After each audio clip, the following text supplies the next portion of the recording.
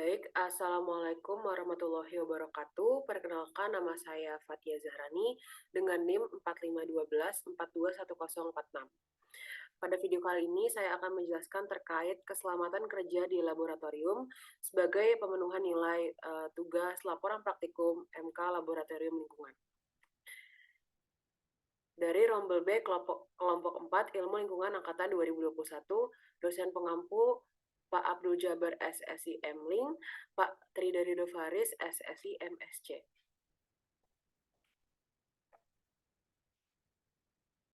Baik, yang pertama adalah terkait pada konsep dasar K3 di laboratorium. Nah, K3 merupakan kesehatan dan keselamatan kerja yang dirasa sangat penting untuk dilaksanakan pada semua bidang pekerjaan, termasuk salah satunya adalah pekerjaan dalam laboratorium. Ilmu terapan dari K3 memungkinkan pencegahan terjadinya kecelakaan kerja. K3 di laboratorium adalah suatu bentuk upaya menciptakan tempat kerja yang aman, sehat, dan bebas dari pencemaran lingkungan, sehingga dapat mengurangi bahkan menghilangkan kemungkinan dari terjadinya kecelakaan kerja. Selanjutnya adalah alat-alat yang ada di laboratorium. Yang pertama adalah gelas kimia. Gelas kimia ini berfungsi untuk membuat larutan, melakukan reaksi kimia, menampung bahan kimia berupa cairan, padatan, ataupun pasta. Potensi resiko yang ditimbulkan adalah gelas kimia terjatuh, pecah, terpapar bahan kimia baik berupa larutan, padatan, ataupun pasta. Kemudian yang kedua adalah Erlenmeyer, berfungsi untuk titrasi, membuat larutan, dan mencampur larutan. Potensi bahaya yang mungkin terjadi adalah Erlenmeyer terjatuh, pecah, dan terpapar larutan yang dapat menyebabkan alergi dan gatal-gatal. Kemudian yang ketiga adalah corong, fungsinya untuk memindahkan larutan dari suatu tempat ke tempat yang lain. Selain itu, corong juga berfungsi untuk proses titrasi. Nah, potensi bahaya yang ditimbulkan dari corong adalah corongnya terjatuh dan pecah, pecahannya akan melukai kulit. Kemudian, apabila cairan tidak jatuh tepat pada lubang corong, maka akan berpotensi terpapar dari cairan tersebut. Kemudian yang keempat adalah labu ukur, berfungsi untuk titrasi, membantu proses pengenceran larutan, dan membantu mengukur banyaknya larutan yang akan dipakai. Potensi bahaya yang terjadi adalah labu ukur jatuh, pecahan melukai kulit, dan terpapar cairan. Selanjutnya, pipet volumetrik berfungsi untuk membantu mengambil cairan dalam jumlah tertentu. Potensi bahaya yang ditimbulkan adalah pipet volumetrik terjatuh dan pecah, pecahannya dapat melukai kulit, serta cairannya akan terpapar ke kulit. Selain itu, jika cairan yang masuk ke dalam pipet volumetrik ini berlebih, maka berpotensi terpapar cairan yang berlebih tersebut. Kemudian ada bulb. Bulb ini berfungsi untuk memindahkan larutan dengan cara menyedot.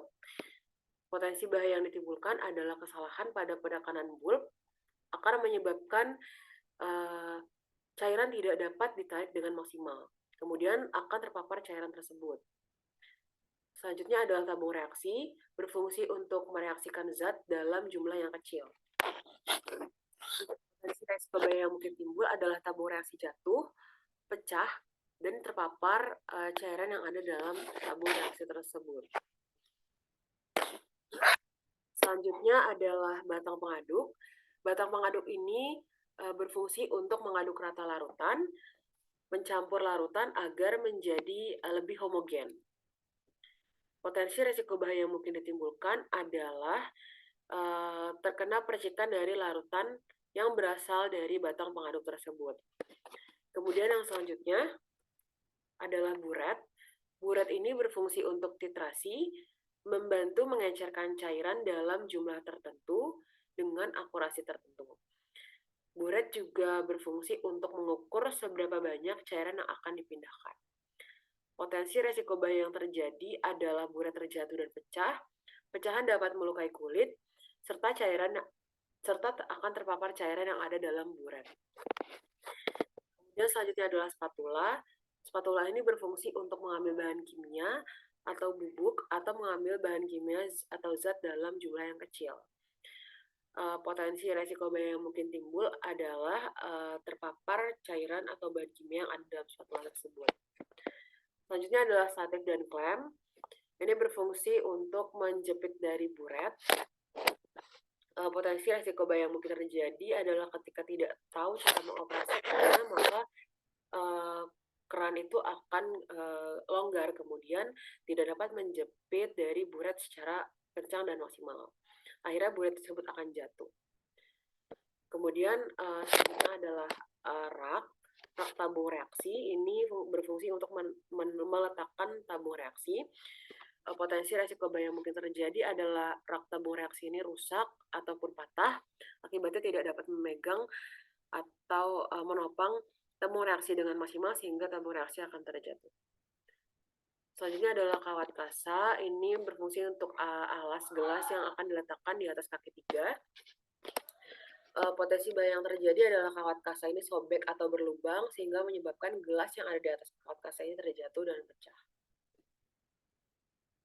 Selanjutnya adalah kaki 3. Kaki 3 ini berfungsi untuk menopang gelas dan juga kawat kasa dalam proses pemanasan. Kemudian potensi resiko yang mungkin terjadi adalah kaki 3 patah, kemudian akan menjatuhkan barang yang ada di atasnya berupa gelas dan juga kawat kasa. Kemudian yang selanjutnya adalah gelas ukur.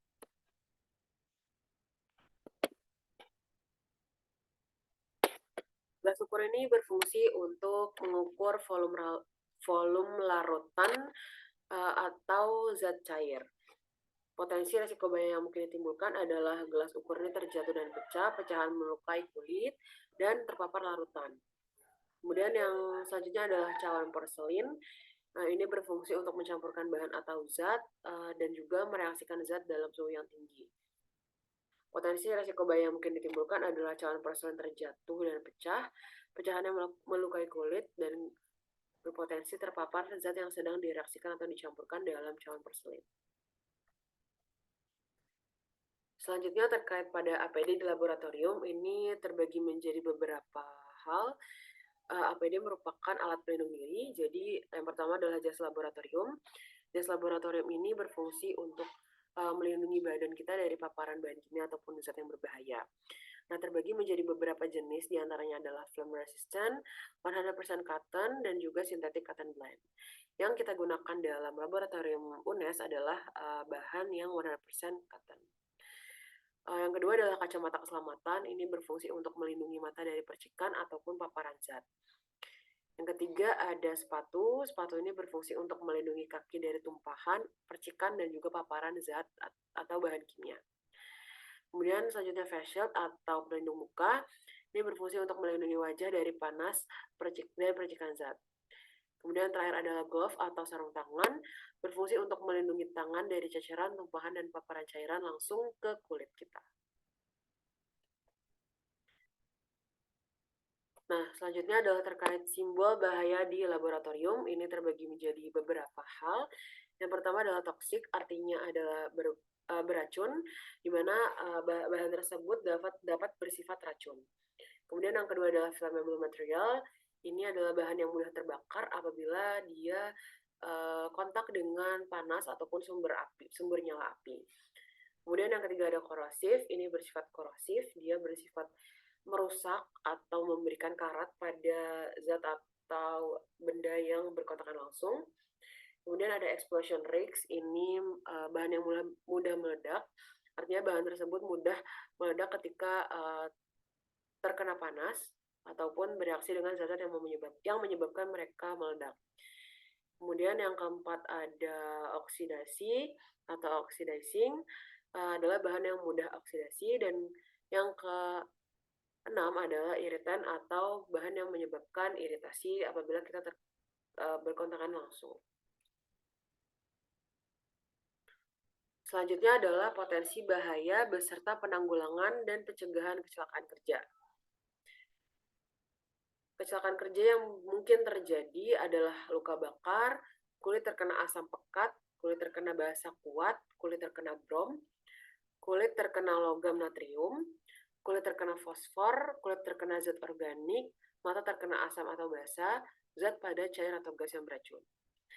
Nah, cara pencegahan dari kecelakaan kerja tersebut adalah praktikan ini harus mengetahui dan memahami bagaimana dan apa saja potensi resiko bahaya yang mungkin terjadi. Setelah itu, praktikan mengetahui dan memahami dampak dari kecelakaan tersebut, dan juga praktikan mengetahui, memahami, dan menaati seluruh rambu-rambu yang ada di laboratorium.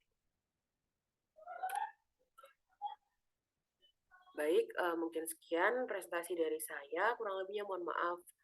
Terima kasih. Wassalamualaikum warahmatullahi wabarakatuh.